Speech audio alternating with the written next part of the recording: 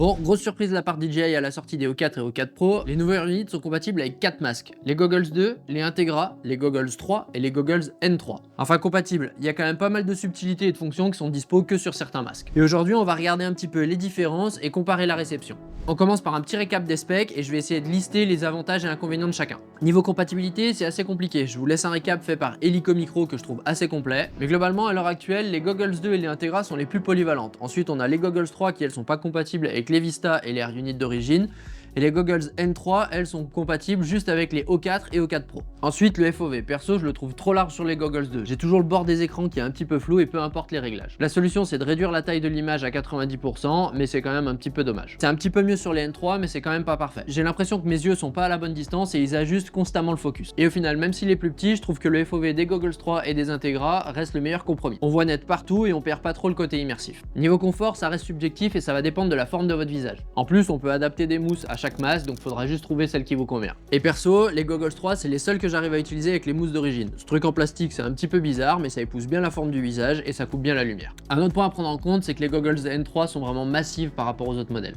Au niveau de la navigation dans les menus, les Goggles 2 utilisent un pavé tactile. Et perso, j'aime pas du tout, je trouve ça galère pour naviguer, une fois sur deux ça marche pas ou ça fait pas ce qu'on veut, donc clairement je préfère le système de joystick qui est sur les autres masques. Pour les antennes, je mets un avantage aux Goggles 2 car elles sont amovibles, ça permet soit de les remplacer si on les casse, soit de monter des patchs un peu plus performants. Mais on verra en fin de vidéo si ça améliore vraiment la réception. Niveau batterie c'est pareil, il y a que sur les G2 qu'elles sont amovibles. Ça permet d'en avoir de rechange, mais par contre on se retrouve avec ce grand câble alors que sur les autres systèmes c'est bien intégré à la strap. Autre point à prendre en compte, le réglage de la vision. On peut régler l'écart entre les yeux sur les Goggles 2, les Goggles 3 et les Integra, mais le réglage fin de la dioptrie est possible seulement sur les Goggles 2 et les Goggles 3. Pour les Integra, il faudra utiliser les lentilles de correction qui sont vendues avec. Et sur les N3, on n'a aucun réglage possible, par contre on peut les utiliser avec des lunettes de vue. Perso, dans les N3, j'ai beaucoup de mal à voir l'image nette, mais si vous voulez plus d'infos, n'hésitez pas à aller voir ma revue ici. Niveau système de transmission, on a les G2 et les Integra qui fonctionnent en OcuSync 3, alors que les Goggles 3 et les N3 fonctionnent en OcuSync 4. Et on a donc un débit plus élevé à 60 Mbps avec le OcuSync 4.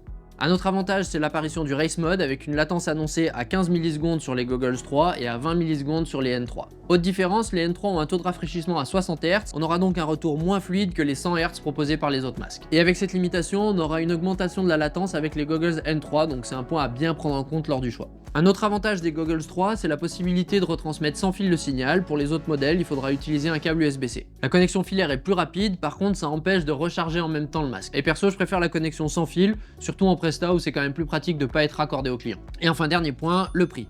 Les N3 sont très accessibles mais avec pas mal de limitations. Les Goggles 2 et les Integra sont les plus polyvalentes, par contre j'ai l'impression qu'on arrive en fin de stock, du coup faudra peut-être les trouver en occasion. Les Goggles 3 sont les plus chers mais c'est celles qui offrent les meilleures performances, du coup c'est à vous de voir en fonction de votre budget.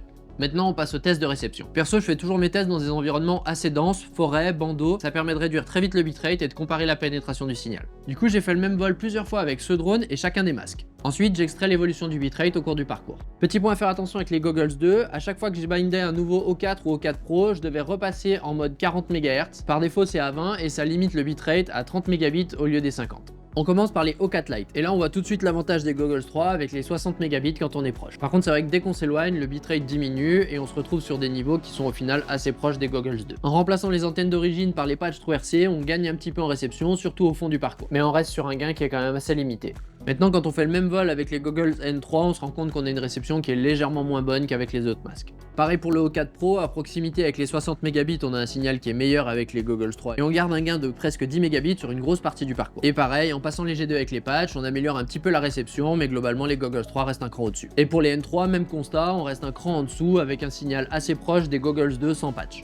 Et enfin, les Goggles 3 et les N3 nous permettent d'utiliser le Race Mode. D'ailleurs, dans ma dernière vidéo, j'avais pas fait attention, mais les tests que j'avais fait avec les O4 Pro étaient en 20 MHz, alors que celles avec les O4 étaient en 40 MHz. Du coup, j'ai refait des tests en 40 MHz avec les O4 Pro, et au final, ce Race Mode est assez intéressant. On a une latence qui est plus faible, mais surtout bien plus constante. Au fond du parcours, l'image se brouille énormément, mais je garde le contrôle sur le drone sans sentir la latence. Par contre, c'est vrai qu'on perd quand même pas mal de qualité de retour vidéo. C'est bien adapté à la race où il faut passer dans des gates sur des terrains dégagés, mais pour du freestyle en forêt ou du bandeau, on perd quand même pas mal de détails, on a vite fait de cracher parce qu'on n'a pas vu un truc. Au final, pour moi, le choix du masque dépendra avant tout de votre utilisation. Si vous êtes limité en budget, partez sur des N3 ou des Integra d'occasion. Si vous avez encore des drones montés en Vista et que vous voulez pas tout changer, partez sur des Goggles 2 ou Integra. Et si vous avez le budget et des machines en O3 ou O4, partez sur les Goggles 3, ça reste les plus performantes.